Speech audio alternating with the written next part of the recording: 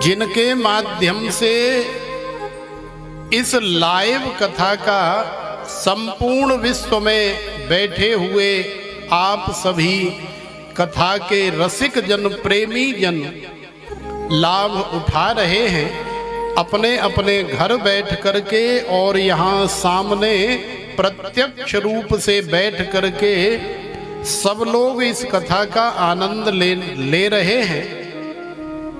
वास्तव में यही मानव जीवन का सार है, क्योंकि भगवान की कथा ही संसार में कथा है। बाकी तो संसार में जो कुछ भी है वो सब कुछ व्यथा है।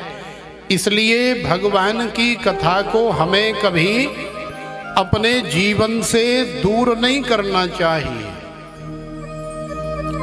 संसार में जिस प्रकार कमरे में दीपक प्रज्वलित कर दिया जाता है और दीपक के प्रज्वलित होने के बाद सारे कमरे का अंधकार नष्ट ध्वस्त समाप्त हो जाता है, उसी तरह से जिस दिन कथा रूपी दीपक हमारे जीवन में प्रज्वलित हो जाता है, उसी दिन समझ लो कि हमारे जीवन रूपी कमरे में जो अज्ञान का, अविद्या का, काम का, क्रोध का, लोभ का, मोह का, मद का, मत्सर का, अहंकार का अज्ञान है, अज्ञान रूपी अंधकार है, वो अंधकार समाप्त हो जाता है, मिट जाता है और हमारा जीवन भी रोशन हो जाता है, प्रकाशित हो जाता है। जैसे मान लो कि हम आधी रात्रि में, घनघोर रात्रि में कहीं जा रहे हैं और सामने 1 फुट भी हमें दिखाई नहीं दे रहा है, लेकिन यदि हमारे हाथ में टॉर्च है, अब पहले हमारी ब्रजभाषा में तो उसे बैटरी कहते हैं, बैटरी है जिसमें सेल डलते थे। जब कभी रात्रि में पहले बिजली आती थी, दिन में तो बिजली नहीं आती थी, तो रात्रि में बिजली आने के बाद खेतों की भराई होती थी। गेहूं का खेत है, दिन में बिजली नहीं आ रही और बिजली भी कोई बहुत ज़्यादा नहीं, कई कई गांवों में कोई 1 ट्यूबवेल लगा होता था, तो वो भी इतना व्यस्त होता था कि नंबर लगाने के लिए बैठे रहते थे कि अब नंबर आएगा, शायद आज रात को नंबर आएगा, आज रात को नंबर आएगा। और फिर एक हाथ में जिस दिन नंबर आ जाता था, एक हाथ में बगल में डंडा लिया और डंडा ले करके और रात्रि में बैटरी ले करके चल देते थे। तो देखो, यदि हाथ में बैटरी है, टॉर्च है, तो भले ही हम यहाँ खड़े हैं, लेकिन कम से कम 15 से 20 फुट आगे रास्ता जो है वो एकदम जगमगाता हुआ रोशन ही मिलेगा। माने आगे का रास्ता हमारा हमें क्लियर मिलेगा, साफ दिखाई देगा।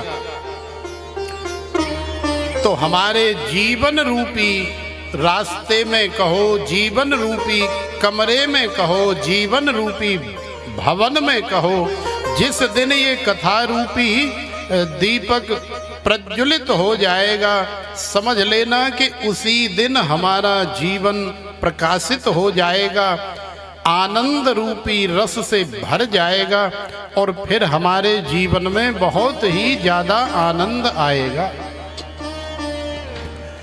भगवान की कथा हमें माधुर्य तो प्रदान करती ही है, लेकिन माधुर्यता के साथ में भगवान की कथा अनेकों भक्तों के चरित्र, अनेकों दृष्टांतों के माध्यम से हमें जो जीवन जीने की कला प्राप्त होती है, वास्तव में वो हमारे जीवन की सबसे बड़ी निधि है। तो प्रेम से बोलो राधे। तो जैसा कि हम सब लोग जानते हैं कल हम लोग कथा श्रवण कर रहे थे और कल की कथा में बड़ी धूमधाम से दिव्य मंगल कलश शोभा यात्रा के तुरंत बाद ही कथा श्रवण करने लगे।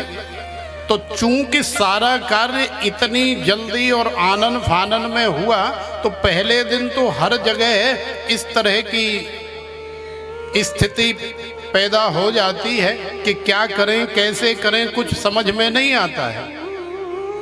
लेकिन सारा जो कार्य है वो व्यवस्थित रूप से द्वितीय दिवस से ही प्रारंभ होता है। तो कल की कथा में हम लोगों ने भगवान श्री कृष्ण के स्वरूप को समझने का प्रयास किया और भगवान श्री कृष्ण के स्वरूप को समझ करके हम लोगों ने भगवान को प्रणाम भी किया, भगवान का वंदन किया, भगवान का अभिनंदन भी किया और करना ही चाहिए।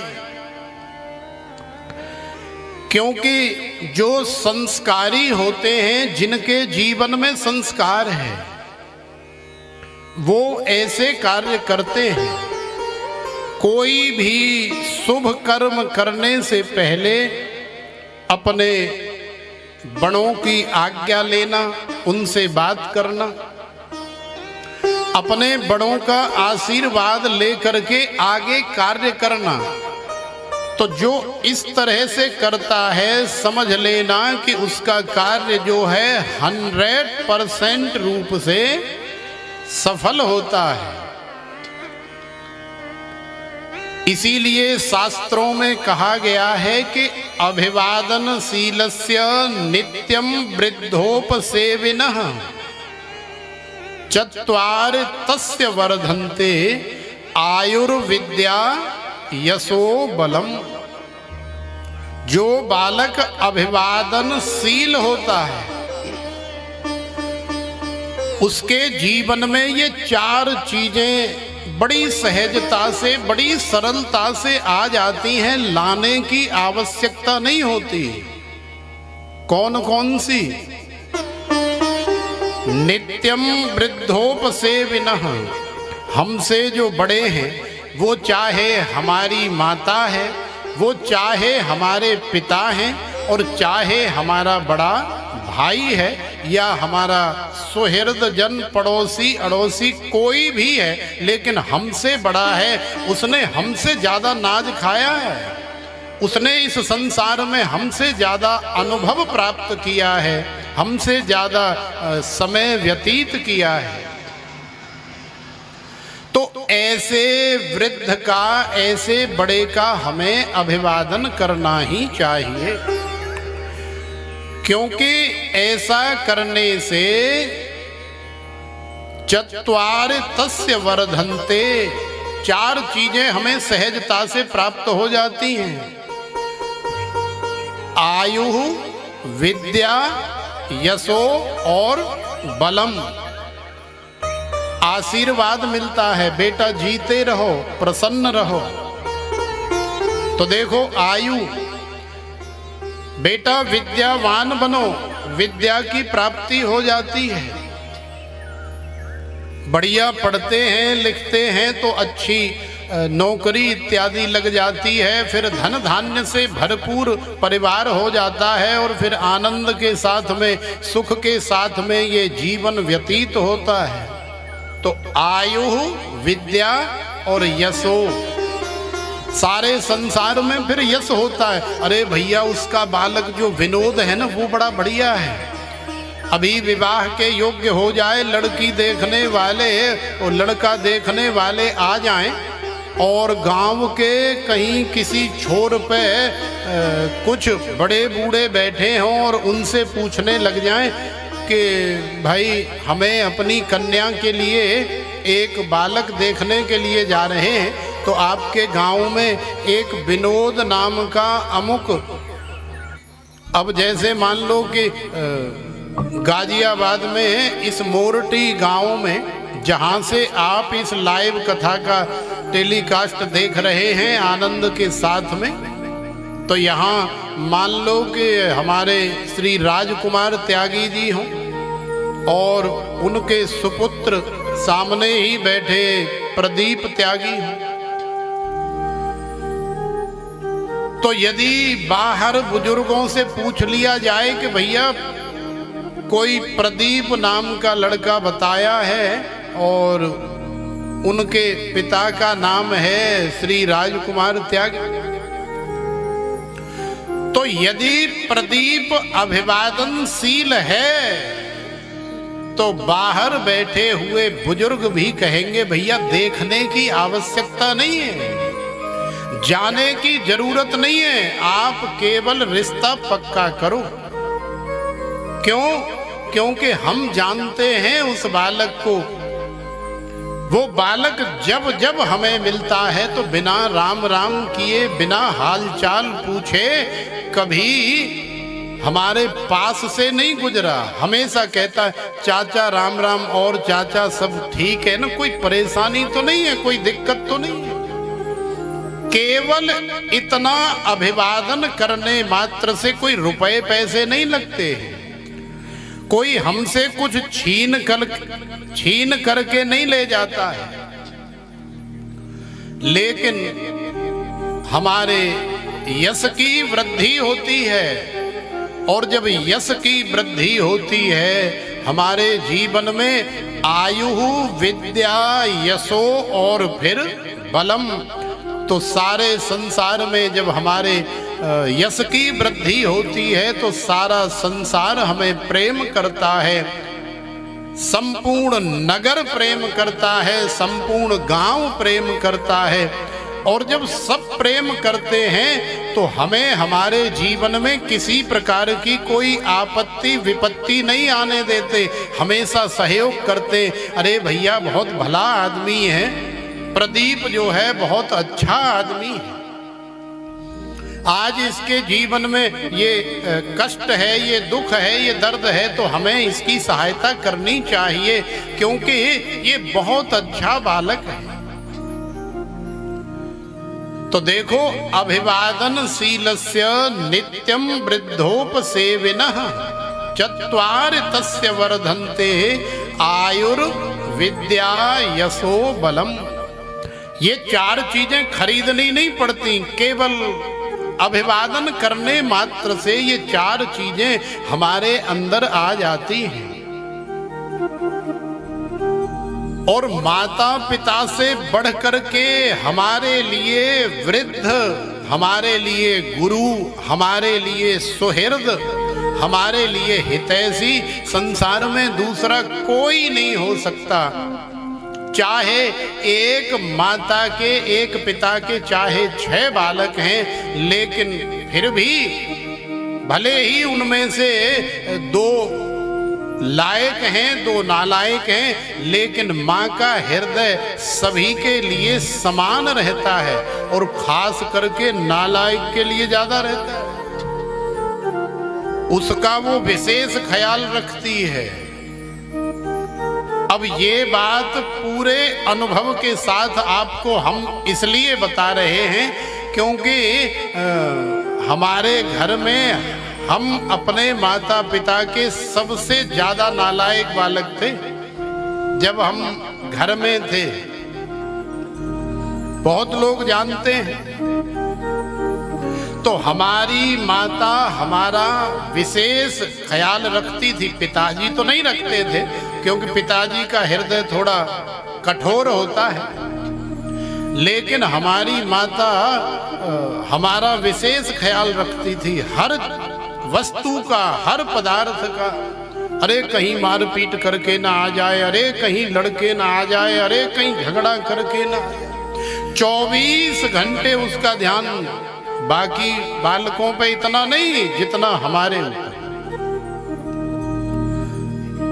तो देखो सबसे बड़ी निधि, सबसे बड़े गुरु, सबसे बड़े सुहृदय हमारे लिए संसार में माता और पिता ही होते हैं। इनसे बढ़ करके हमारे लिए और कोई दूसरा नहीं।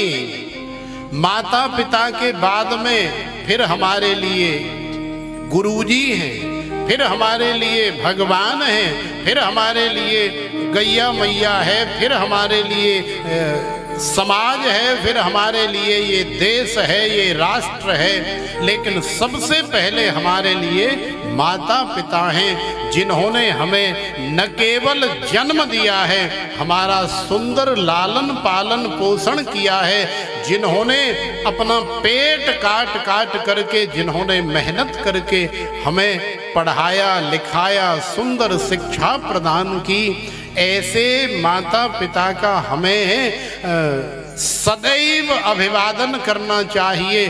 पिता के ऋण से तो बालक उऋण हो सकता है,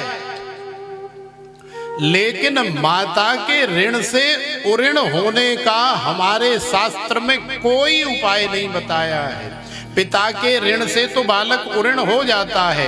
एक देव ऋण, एक ऋषि ऋण और एक पितृ ऋण, ये 3 ऋण होते हैं। यदि हमारे पिता ने हमें जन्म दिया है तो हम भी विवाह करके किसी बालक को जन्म दें तो पिता के ऋण से हम उऋण हो जाते हैं। देवताओं ने हमें सुंदर शरीर प्रदान किया है। यदि हम यज्ञ कर रहे हैं, हम कथा करा रहे हैं, हम हवन कर रहे हैं, साधु संतों की, ब्राह्मणों की, गैया मैया की सेवा कर रहे हैं, तो हम देव ऋण से भी उऋण हो जाते हैं। ऋषियों ने सूखे पत्ते खा खा करके हमारे लिए वेद बनाया, शास्त्र बनाए, पुराण बनाए, अनेकों धार्मिक ग्रंथ बनाए कि संसार वाले इन्हें पढ़ करके कुछ शिक्षा प्राप्त करेंगे। जिस मार्ग पर वो चलेंगे वो कल्याण का मार्ग प्रशस्त होगा। तो जब हम वेद पढ़ते हैं, शास्त्र पढ़ते हैं, श्रीमद् भागवत पढ़ते हैं, रामायण, गीता, पुराण इत्यादि पढ़ते हैं, तो हम ऋषि ऋण से भी उऋण हो जाते हैं। लेकिन सज्जनों, याद रखो कि माता के ऋण से उऋण होने का कोई उपाय आज तक न तो हमने कहीं लिखा हुआ देखा है और ना ही किसी ठोस प्रमाण के माध्यम से हमने कभी सुना है। तो माँ को तो हमें विशेष प्रणाम करना चाहिए, माँ को तो हमें विशेष अभिवादन करना चाहिए। त्रेता युग की एक छोटी सी घटना है। हम जब छोटे से बचपन में बालक हुआ करते थे, वैसे तो आज भी बालक ही हैं, कोई बहुत ज्यादा बूढ़े बूढ़े नहीं हैं। अभी तो 12 कारे नाए पड़े और यहाँ भी अभी बहुत ज्यादा झुर्री नहीं पड़ी। लेकिन फिर भी आज से 20 साल पहले थोड़ा समय अलग था। तो देखो, त्रेता युग की ये घटना है। लेकिन हम जब बालक होते थे तब इसे सुना करते थे कि त्रेता युग में एक शांतनु नाम के ऋषि हुआ करते थे। उनकी एक सुंदर, सुशील, धार्मिक, उनके मनोनुकूल पत्नी थी।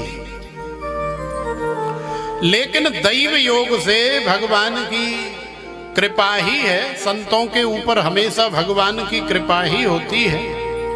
तो दैव योग से वो दोनों पति पत्नी नेत्रहीन थे। दृष्टि माने चर्म चक्षु नहीं थे। ज्ञान विराग नयन उर्गारी, अंदर का नेत्र तो है लेकिन बाहर के चर्म चक्षु उनके पास में नहीं है। तो उन दोनों दंपति कहो, पति पत्नी कहो, या ऋषि की पत्नी कहो, दोनों के पास में एक सुंदर बालक है। जैसे हमारे राजकुमार जी और मधुबाला जी के पास में है श्री प्रदीप कुमार त्यागी। वो बालक इतना सुशील है, इतना सज्जन है कि अपने माता पिता की हर आज्ञा मानता है। अपने माता पिता की सेवा करता है, अपने माता पिता का विशेष ध्यान रखता है, विशेष ख्याल रखता है। तो देखो आज माता पिता भी अकेले में बैठ करके, एकांत में बैठ करके अपने बालक की चर्चा कर रहे हैं और अपने हृदय से गदगद हो रहे हैं, धन्य हो रहे हैं। हे प्रभु, हम आपका धन्यवाद करते हैं कि आपने हमें ऐसा सपूत दिया।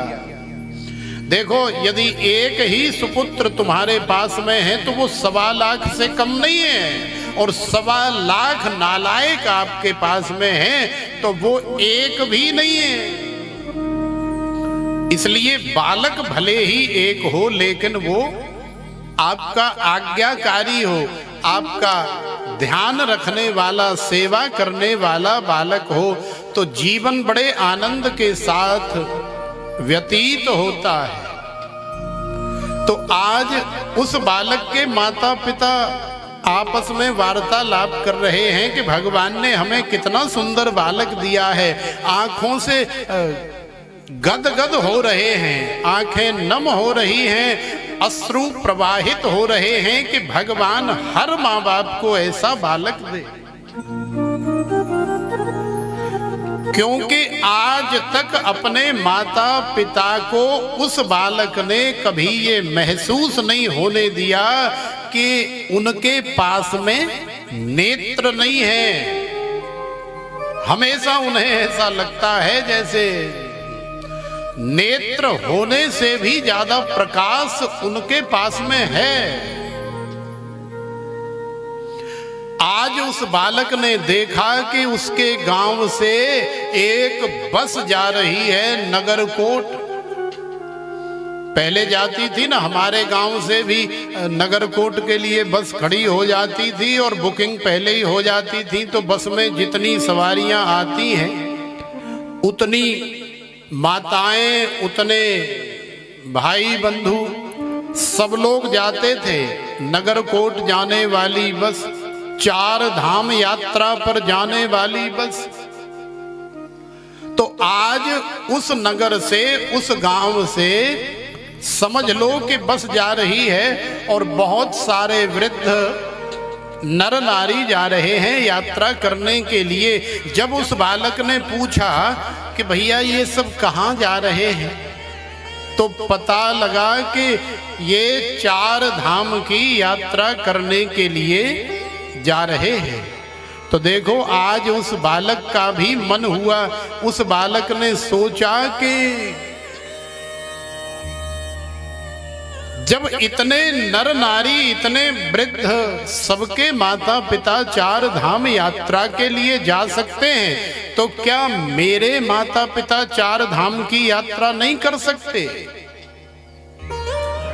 तो उस बालक ने अपने माता पिता के पास में आकर के और प्रणाम पूर्वक निवेदन किया कि हे पिताश्री, मैं चाहता हूं कि आप 4 धाम की यात्रा करें। तो उस पिता ने बेटे का मुंह अपने हाथ से बंद करते हुए कहा कि बेटा, तेरे जैसा बालक जिस पिता को प्राप्त हो जाता है उसके लिए तो 4 धाम उसके घर में ही आकर के वास करते हैं। इसलिए हमारी कहीं भी जाने की, कोई धाम करने की कोई इच्छा नहीं है। तू है ना हमारा धाम। इतना नाज है, इतना फक्र है, इतना गर्व है अपने बालक पर शांतनु ऋषि जी को। लेकिन फिर भी उस बालक ने कहा कि नहीं माता, नहीं पिताजी, मैं भी आपको 4 धाम कराना चाहता हूँ। तो शांतनु ऋषि ने कहा कि बेटा, हम 4 धाम कैसे करेंगे? 4 धामों के तो रास्ते ही बड़े अटपटे हैं, ऊंचे नीचे हैं। पहाड़ों में जा कर के भगवान, यहाँ गंगोत्री है, यहाँ यमुनोत्री है, यहाँ बाबा बद्रीनाथ बैठे और सबसे ज्यादा खतरनाक जगह पे बैठे बाबा केदारनाथ। तो लाला हमारे बस की बात नहीं है चार धाम करना, हम चार धाम कैसे कर सकते हैं। तो उस बालक ने कहा कि पिताश्री माताजी आप बिल्कुल भी चिंता न करें, कोई फिक्र न करें, मैं हूं ना आपका बालक, मैं सुंदर व्यवस्था करूंगा। तो देखो आज उस बालक ने सुंदर व्यवस्था करी है और आप सब जानते हैं कि वो बालक कोई और नहीं, वो बालक है श्रवण कुमार। तो उस श्रवण कुमार बालक ने जैसे तराजू होती है ना तखरी, एक ऐसे डंडा बनाया, उसमें दो पल्ले लटकाए और दो पल्ले लटका करके एक पल्ले में, जैसे पहले सांप दिखाने वाले नहीं आते थे, वो छबरिया सी बना करके और इधर उधर कपड़ा लगा के ऐसे सीम लेते थे कि उस झोली में यदि दो चार बच्चे चुरा करके डाल करके ले जाएं तो काउए पतो ही न लगे। और ऐसा होता था, कई बार बालक उठ जाते थे गांवों से। खैर आजकल तो समय बदल गया है, दुनिया सारी शिक्षित हो गई है, इसलिए अब अंधविश्वास और अंध भक्ति बहुत कम हो गई है। अब तो प्रत्यक्षानुमाना गमाहा प्रमाणानि, अब तो सबसे बड़ा प्रमाण उसी को माना जाता है जो हम आंखों से प्रत्यक्ष देख रहे हैं। तो देखो आज श्रवण कुमार ने ऐसी सुंदर व्यवस्था करी, एक झोली माता के लिए बनाई, एक झोली पिता के लिए बनाई और बड़ी बड़ी टोकरियां उसमें लगाई, जिसमें आराम से दोनों माता पिता बैठ करके सुखानुभूति करते हुए आनंद से यात्रा करें। और ऐसे तराजू सी तखरी सी बना करके आज श्रवण कुमार अपने माता पिता को यात्रा कराने के लिए ले जा रहे हैं। तो ये घटना त्रेता युग की है राजकुमार जी। तो त्रेता युग के महाराज कौन थे? त्रेता युग के महाराज थे राजा दशरथ, हमारे राम जी के पिताजी।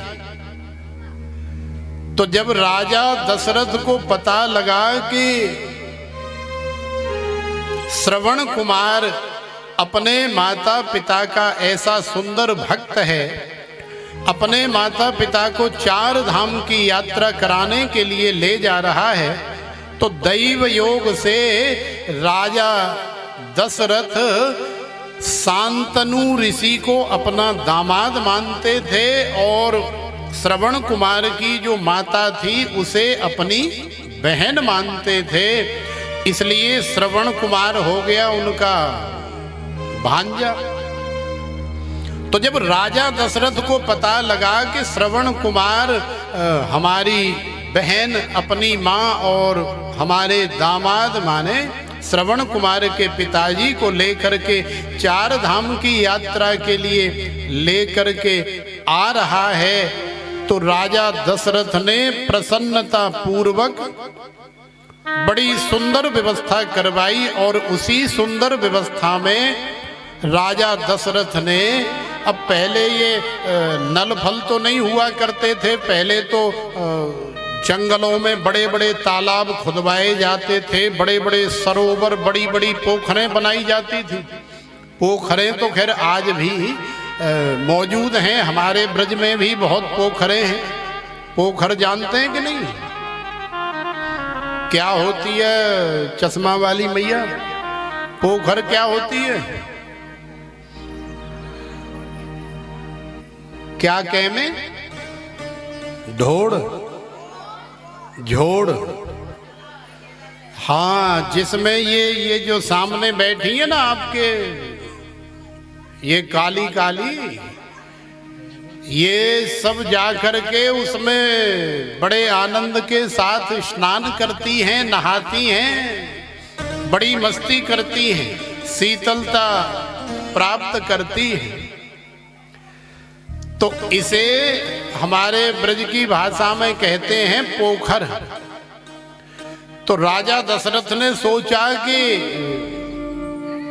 भाई हमारे दामाद जी आ रहे हैं, श्रवण कुमार आ रहा है, तो उनका सुंदर स्वागत सत्कार करना चाहिए। तो बड़ी सुंदर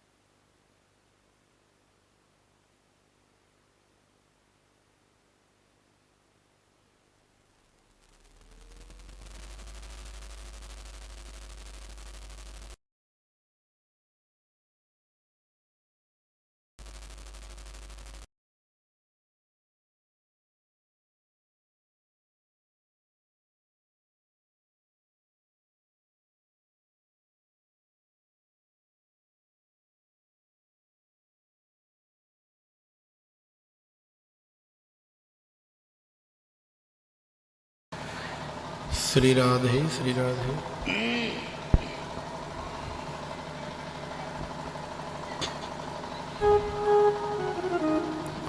श्री राधे श्री राधे। जय जय श्री राधे। तो देखो ये लाइट को भी अभी जाना था, खैर कोई बात नहीं, बड़ी जल्दी व्यवस्था हो गई और फिर से हम लोग उसी आनंद रस में फिर से अपने आप को जोड़ने का प्रयास करें। तो देखो आज श्रवण कुमार अपने माता पिता को 4 धाम की यात्रा कराने के लिए ले जा रहे हैं और राजा दशरथ की ऐसी सुंदर भावना है कि मैंने जो पोखर श्रवण कुमार और उसके माता पिता के लिए खुदवाई है उसमें सुंदर जल जो भरवाया है, तो सबसे पहले इस जल का पान श्रवण कुमार के माता पिता करें, श्रवण कुमार करें, इसमें आचमन करें, इसमें स्नान करें, उसके बाद ही संसार के लिए इसे उपयुक्त माना जाएगा या उपयोग में लाया जाएगा। लेकिन ऐसा कैसे संभव होगा, क्योंकि श्रवण कुमार को यहाँ इस पोखर तक आने के लिए हो सकता है कि 8 दिन लग जाए। भाई पैदल चल करके आ रहे हैं, 10 दिन भी लग सकते हैं। तो 8 दिन या 10 दिन तक इसकी रखवाली कौन करेगा कि इसमें कोई भैंस ना आ जाए, इसमें कोई घोड़ा ना आ जाए, घोड़ी ना आ जाए, जंगल में रहने वाले हिरन इत्यादि हिंसक अहिंसक जीव जंतु आकर के इसमें पानी न पी जाएं, आकर के इसमें लोटपोट न हो जाएं। तो इस पोखर की, इस जलाशय की रखवाली कौन करे? तो राजा दशरथ ने किसी की ड्यूटी नहीं लगाई। क्यों? क्योंकि राजा दशरथ जानते हैं कि जो तनख्वाह लेकर के कार्य करते हैं वो इतने ज्यादा जिम्मेदार नहीं होते। हो सकता है रात्रि में जिसकी ड्यूटी लगाई है और वो कुर्सी पे बैठा बैठा झपकी ले जाए और शेर आके पानी पी जाए या लोटपोट हो जाए, तो सारा जो मन का राजा के संकल्प है वो समाप्त हो जाएगा। इसलिए राजा दशरथ ने उस सरोवर की स्वयं रक्षा करने का संकल्प लिया और उस घनघोर जंगल में जहां अनेकों प्रकार से लताएं पताएं हैं, राजा दशरथ ने अपना धनुष निकाला और तरकस निकाला। तो धनुष पर बाण संधान करके राजा, चूंकि शब्द भेदी बाण चलाने में राजा दशरथ माहिर हैं, भले ही राजा दशरथ सरोवर से 10-20 किलोमीटर दूर बैठे हैं, लेकिन सरोवर में यदि गुड़ुम करके भी शब्द आ गया तो राजा दशरथ उस शब्द की आवाज से ही अपने बाण को चला सकते हैं, अनुसंधान कर सकते हैं। तो एक दिन धीरे धीरे चलते चलते श्रवण कुमार जब उस जंगल से गुजरे और माता पिता को प्यास लगी, तो माता पिता ने कहा, बेटा हमें प्यास लग रही है, कहीं से भी जल की व्यवस्था करके लाओ। तो माता पिता की उस झोली को रख करके और श्रवण कुमार जल की तलाश में आगे निकल पड़े। आगे जाकर के देखा तो बड़ा सुंदर सरोवर है, और उस सरोवर में जैसे ही श्रवण कुमार ने जो साथ में पात्र मटका इत्यादि लेकर के गए थे, जैसे ही सरोवर में गुड़ुम किया, और गुड़ुम करने का जो शब्द है वो राजा दशरथ ने सुना, तो राजा दशरथ को ऐसा लगा कि सरोवर में हिरन पानी पी रहा है। तो राजा दशरथ ने बिना देखे ही बाण चला दिया, और वो शब्द भेदी बाण सीधा जाकर के श्रवण कुमार की छाती में लगा। और जैसे ही बाण छाती में लगा तो श्रवण कुमार बड़ी जोर से चीखा, चिल्लाया, क्योंकि जब दर्द होता है तो स्वयं ही जीव चिल्लाता है, छटपटाता है, हाय हाय डकराता है। तो श्रवण कुमार जब चीखने लगा तो राजा दशरथ को शंका हुई कि शायद हमसे कोई बहुत बड़ी भूल हो गई। राजा दशरथ दौड़ करके गए और राजा दशरथ ने देखा तो श्रवण कुमार इतना सुंदर, इतना युवा बालक, जिसकी छाती में राजा का बाण लगा हुआ है, कराह रहा है, अपनी आखिरी सांसें गिन रहा है। राजा दशरथ ने अपनी गलती स्वीकार करी, अपनी गलती मानी, और गलती मान करके श्रवण कुमार से क्षमा याचना करी। लेकिन अब पछताए होत क्या, जब चिड़िया चुग गई खेत। तो याद रखो कि तीरक मान से निकला हुआ तीर, बंदूक से निकली हुई गोली, और इस मुंह से, इस वाणी से निकला हुआ शब्द कभी लौट करके वापस नहीं आता। इसलिए जब भी बोलो अपनी बात को खूब जांच करके, परख करके, तोल करके, मर्यादा की कसौटी पर कस करके हमें एक दूसरे के साथ में व्यवहार करना चाहिए, वार्तालाप करना चाहिए। क्योंकि एक शब्द से बड़े बड़े महाभारत हो चुके हैं और रोज हो रहे हैं। इसलिए ऐसी वाणी बोलिए मन का आपा खोए, औरन को शीतल करे आपहु शीतल होए। तो प्रेम से बोलो राधे। देखो अब तो बहुत ज़्यादा संख्या बढ़ गई है, अब तो कम से कम 400-500 माता बहन भाई बंधु के आसपास हो ही गए, लेकिन आवाज़ तुम्हारी अभी भी इतनी नहीं आ रही है। अब शुरुआत में तो हम सोच रहे थे कि अभी 150-200 ही है, चलो कोई बात नहीं, आवाज़ कम आ रही है, लेकिन अब तो भाई बहुत ज़्यादा संख्या बढ़ गई है, तो अब तो कम से कम हमारे तक आवाज़ तो पहुंचनी चाहिए कि नहीं। तो प्रेम से बोलो राधे, ऐसे आवाज़ आनी चाहिए। तो ऐसी वाणी बोलिए मन का आपा खोए, औरन को शीतल करे आपहु शीतल होए। तो राजा दशरथ ने प्रार्थना की, अनुनय विनय की, माफी मांगी, लेकिन अब क्या हो सकता है। तो श्रवण कुमार ने कहा कि कोई बात नहीं मामा, आपसे जो हुआ सो हुआ, लेकिन आपसे निवेदन है कि मेरे माता पिता प्यासे हैं, मैं तो इस संसार से जा ही रहा हूँ, लेकिन मेरे माता पिता को कुछ न हो जाए, इसलिए आप जल्दी करो, इस घड़े को लेकर के जल भर करके ले जाओ और मेरे माता पिता को जल पिलाओ। तो राजा दशरथ श्रवण कुमार के पास से जल लेकर के और ऋषि शांतनु और उनकी भार्या के पास जाते हैं और जाकर के निवेदन करते। पहले तो बोलते नहीं हैं कि कहीं ऐसा न हो कि पता न लग जाए, लेकिन जिस माता पिता का बालक ही ऐसा हो जैसा श्रवण कुमार था, वो भले ही न बोले, लेकिन उसके पैरों की आहट मात्र से ही उसके माता पिता पहचान लेते हैं कि ये तो हमारा बालक है।